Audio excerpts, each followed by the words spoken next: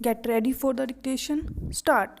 The appellant who lost the Lok Sabha election filed an election petition challenging the election of the respondent returned candidate primarily on the allegations that the respondent had made communal appeals to the electorate and prayed that the election of the respondent be declared as void under section 101 within bracket B and 101 within bracket D of the Representation of the People Act 1951 and the petitioner be declared as elected in terms of section 101 bracket B of the Act.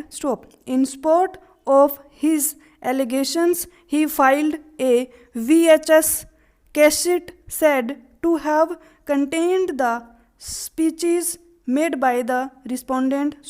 The election tribunal dismissed the election petition, holding that the election petitioner had failed to prove the allegations as he did not produce any evidence to show that the VHS cassette filed by him was the true reproduction of the original speeches made by the respondent.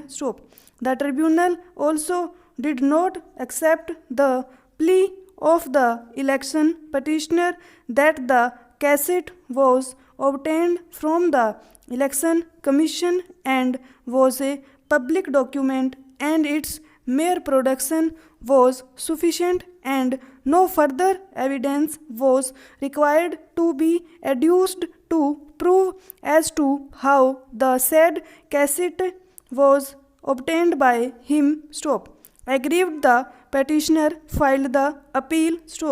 The questions for consideration before the court were whether the finding by the tribunal that in the absence of any evidence to show that the VHS cassette was obtained by the appellant from the Election Commission, the cassette placed on record by the appellant could not be treated as a public document is perverse, and whether a mere production of an audio cassette, assuming that the same is a certified copy issued by the Election Commission, is per se conclusive of the fact that what is contained in the cassette is the true and correct recording of the speech allegedly delivered by the respondent or his agent. Dismissing the appeal, the court held the tribunal has rightly held that in the absence of any cogent evidence regarding the source and the manner of its acquisition, the authenticity of the cassette was not proved and it could not be read in evidence despite the fact that the cassette is a public document. No relevant material was brought to notice of the court which would impel it to hold that the finding by the tribunal is perverse, warranting interference. A charge of corrupt practice envisaged by the Representation of the People Act 1951 is equated with a criminal charge and therefore standard of proof therefore would not be preponderance of probabilities as in a civil action but proof beyond reasonable doubt as in a criminal trial. If a stringent test of proof is not applied, a serious prejudice is likely to be caused to the successful candidate whose election would not only be set aside but he may also incur disqualification to contest an election for a certain period, adversely affecting his political career. Stop. Thus a heavy once lies on the election petitioner to prove the charge of corrupt practice in the same way as a criminal charge is proved. Stop.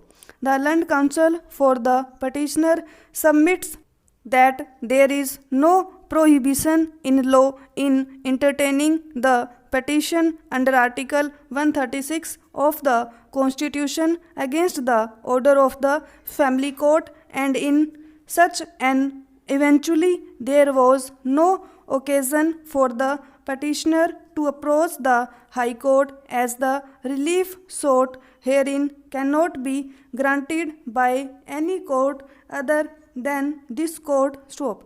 Thus, the petitioner has a right to approach this court against the order of the Family Court, and the petitioner cannot be non-suited on this ground alone. Stop.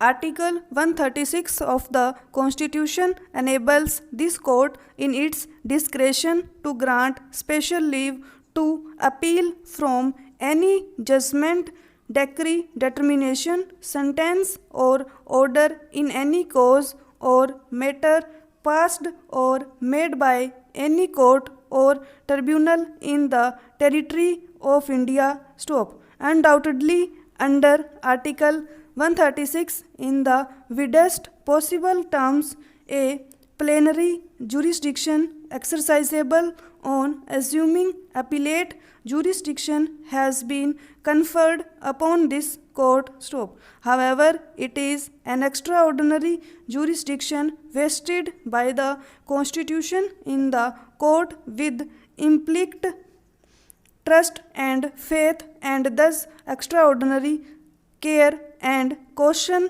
has to be observed while exercising this jurisdiction. Stop. There is no vested right of a party to approach this court for the exercise of such a vast discretion. However, such a course can be resorted to when this court feels that it is so warranted to eradicate injustice. Stop. Such a jurisdiction is to be exercised by the consideration of justice and call of duty. Stop. The power has to be exercised with great care and due consideration, otherwise such an order would create problems in future. Stop.